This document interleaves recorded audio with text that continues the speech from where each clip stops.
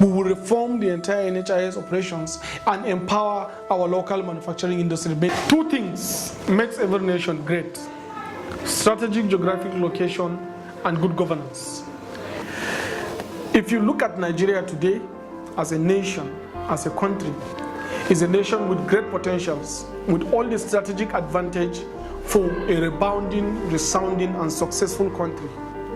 But alas, we have a lot of problems in this country. Around health policy, we are going to look into contributory health care system in the country, whereby each and every Nigerian is covered by a health insurance policy. We will reform the entire NHIS operations and empower our local manufacturing industry, our local drugs manufacturing industries. We will also support traditional medicines in the country by improving the level of their experimentations and filtering and detection of diseases and curing, and then by setting up labs where they can be able to detect and do necessary treatment required in the nation. If you look at the amount of money we invest in importing drugs into this country, is very, very high. Meanwhile, we have a lot of local herbs in this country that are capable of curing most of the diseases. We are struggling to look for the drugs outside the nation. Now, why are we doing that? Why can't we bring both the traditional medicine and the conventional medicine into the picture? Why can't we empower all these platforms? And that is what we need to do. And our target on contributory healthcare system is to creating a pool from a negligible amount of money that will be removed from each and every citizen of the country into a health pool account. For instance, if I'm earning 100,000 naira as my salary, maybe 1,000 naira can be deducted into my health account.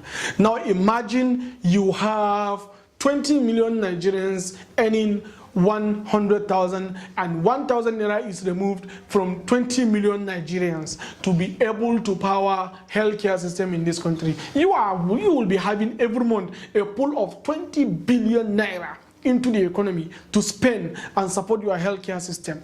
20 billion naira monthly is capable of supporting each and every healthcare failure from each and every citizen in this country. We are going to prorate you based on the income you have, and at the same time, we are going to use this in collaboration with our banks, especially those that have bank account, to have a strong healthcare coverage. Look at what is happening to many people. Some people are dying with a treatment as cheap as having not been able to buy a malarial drug, simply because the healthcare system is shattered. We are losing talent. If somebody is constantly falling ill, the capacity of that person's brain to produce always get degraded.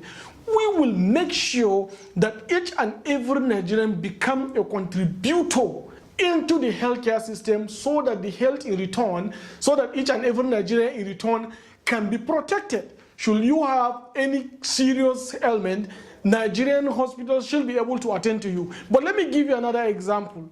We may have the world-class hospitals coming into the country if they are sure that you have a pool of cash in your account every month.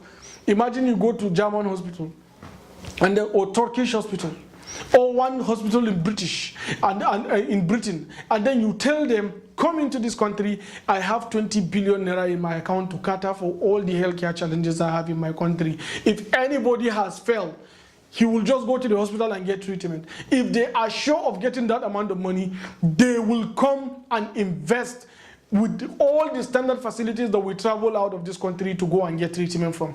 And that standard facility will be available to the poorest neighbor in that village. That is what we need to do in this country.